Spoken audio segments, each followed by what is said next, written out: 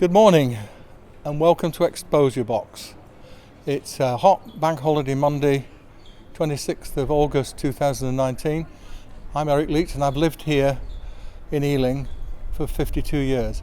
Today we're looking at change within the centre of West Ealing.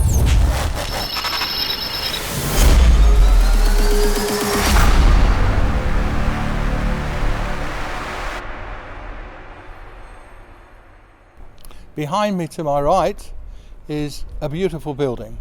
It is the new mosque built by the West London Islamic group.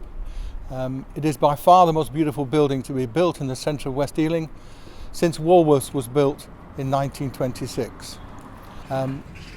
We have to admit that it is a beautiful job. It's the only part of this huge building site where anybody's working as well, so they're keen to get it finished. Now, next door to it is a building that's going to be called the Appleton Building.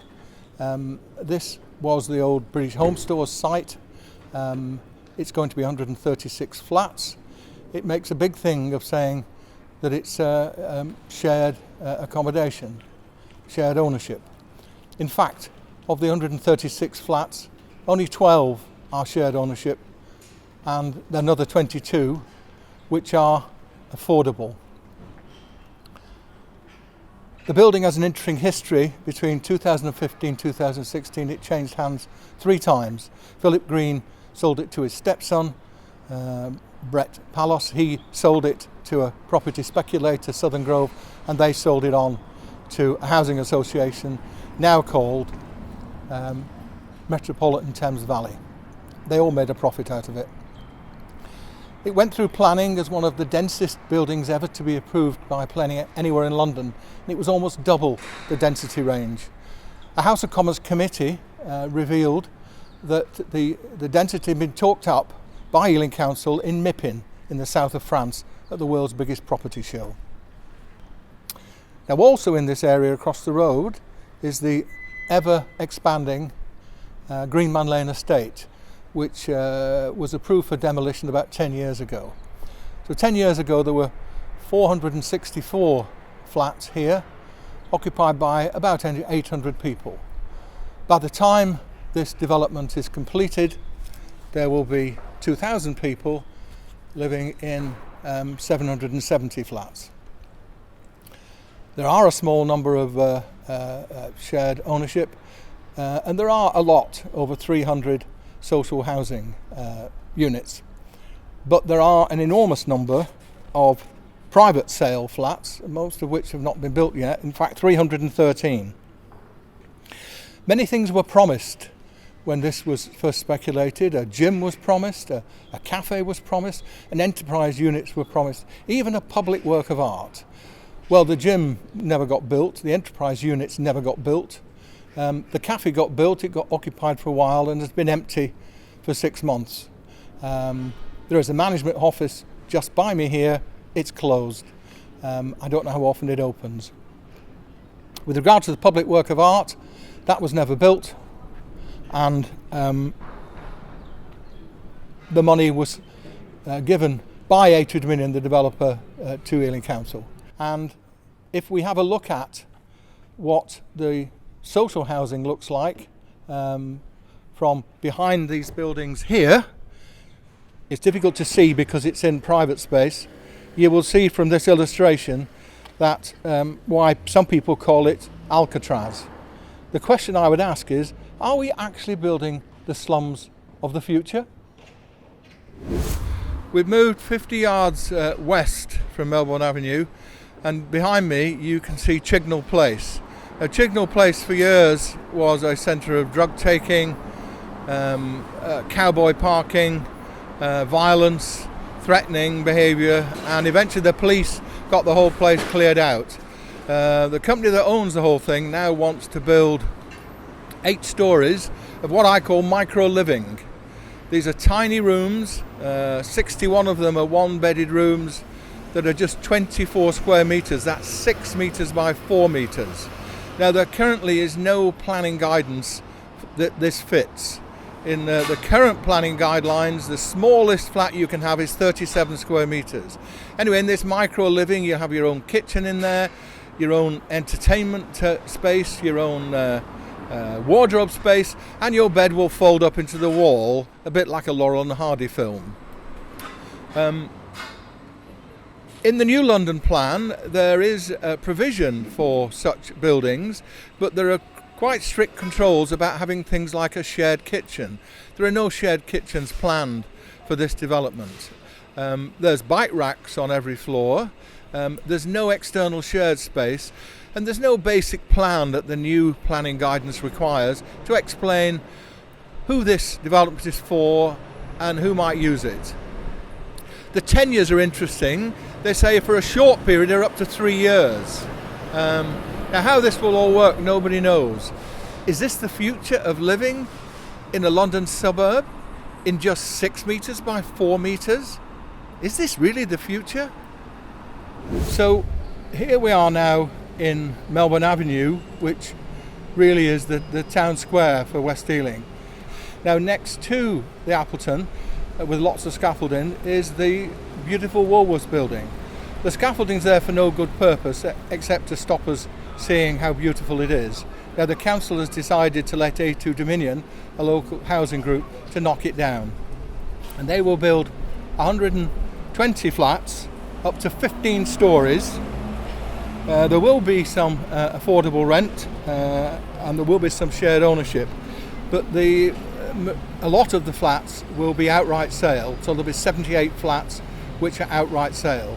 Now over 1,100 people petitioned the council not to knock it down. 260 people wrote comments to the planning application. They were completely ignored by the council, and at some point the building will be demolished and a 15-storey block built there.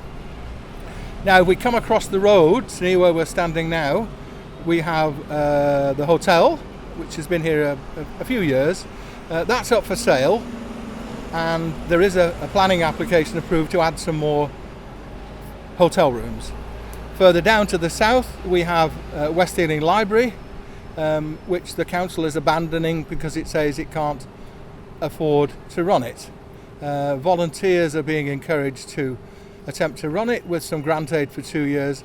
What most of us think is that within 2 years the effort of volunteers raising money and being trained as librarians will probably fail. Now across the road from West Ealing Library we have Sainsbury's, which has been there a number of decades. The future of that is in doubt. 2 years ago it was bought by a consortium of 3 companies, 2 English property speculators and a South American financial company. Aurora, which is the biggest of the English companies, specialises in the development and funding of hotels. So make of that what you will. Right, now we've moved east down the Broadway to Dean Gardens, which is the only green lung in the centre of West Ealing. £9 million is about to be spent on Dean Gardens and some surrounding areas in a project called Livable Neighbourhoods. And the particular flavour of livable neighbourhoods in West Ealing is called Live West Ealing. And there's a website. You need to type live-west-ealing.co.uk and you'll find it. Most of the 9 million comes from Transport for London, but some of the money is from the council, and the council is running the project. Okay. Now 1.4 million of that is going to be spent redesigning Dean Gardens, where we're standing now. Why they're doing this is an interesting question. In years gone by, we had stabbings, we had a murder, we had uncontrolled alcohol drinking, we had drug taking, we had antisocial behaviour. However, in the last 2 years, there's been no major incident here. And one wonders whether that 1.4 million could be spent in a more interesting way, for example, keeping West Ealing Library open for 15 years. Anyway, most of the proposals include removing the 100-year-old plus wall of bricks and iron, which have separated people on Northwest Avenue and the Broadway from Dean Gardens for many, many years. Most of the options that are being proposed remove this wall. The police, by the way, want to keep the wall, and in fact the police want to close the gardens at night.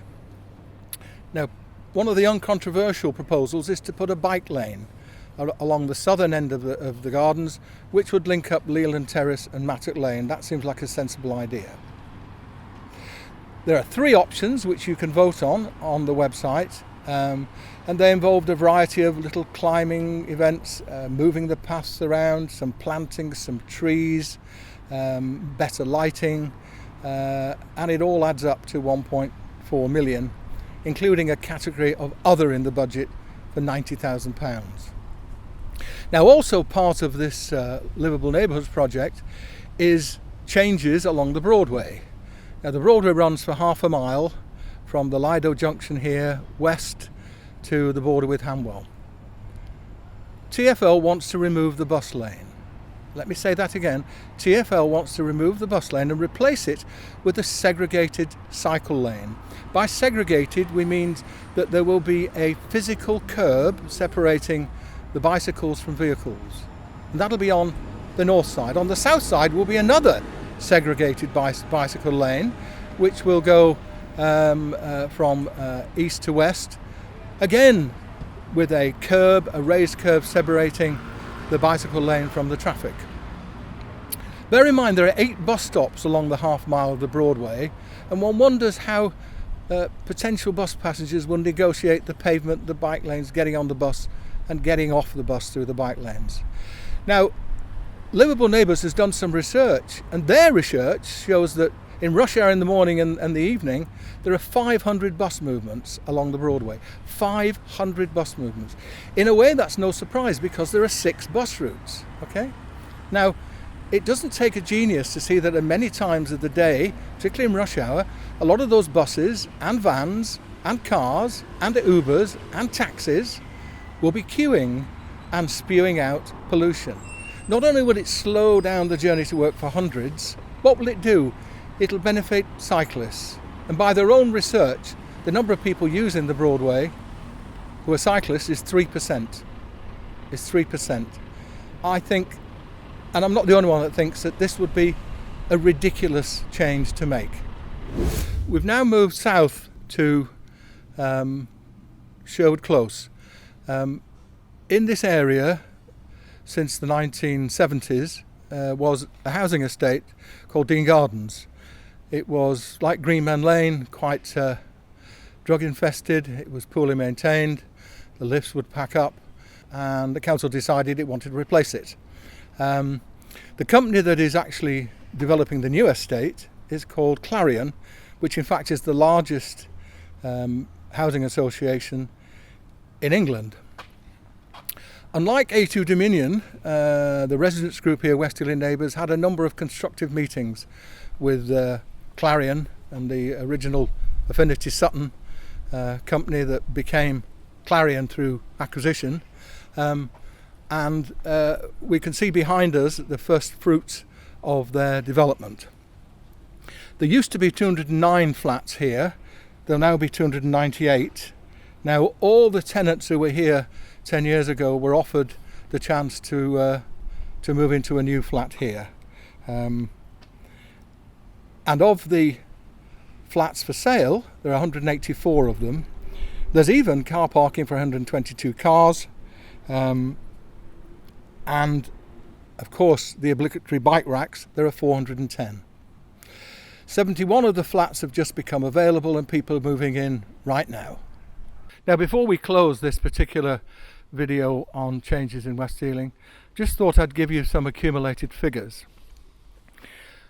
The 5 developments we've looked at, which is Greenman Lane, Appleton, Woolworths, Chignell Place and Sherwood Close, the number of private sale flats will be 712. 712. Now, across West Ealing itself, at the moment, there are 127. There are 127 flats for sale. Okay. Across Ealing itself, there are 431 flats. So the question must be asked: who will buy these flats, and will anybody buy these flats? And bear in mind that the average salary in Ealing is just less than 23,000 a year. Given that, as I've told you before, The going rate for a one-bedroom flat is 370,000 and a two-bedroom is 600,000, and the average Ealing salary is 23,000. It's not going to be local people that buy these flats. And let's cover the mayors, the GLAs, Ealing Council, Julian Bell's obsession with cycling. In those 5 developments, there's going to be, wait for it, 1,657 bike racks. 1,657 bike racks. Now, if I live another 10 years, do you think all those bike racks will be used? And do you think the Broadway will be flooded with hundreds of cyclists? I don't think so. I could be wrong. And they could all be motorised. They could all be motorised scooters. So the idea that people are getting exercise would be complete irrelevance. Thank you for watching Exposure Box. In the next one, we visit Hanwell.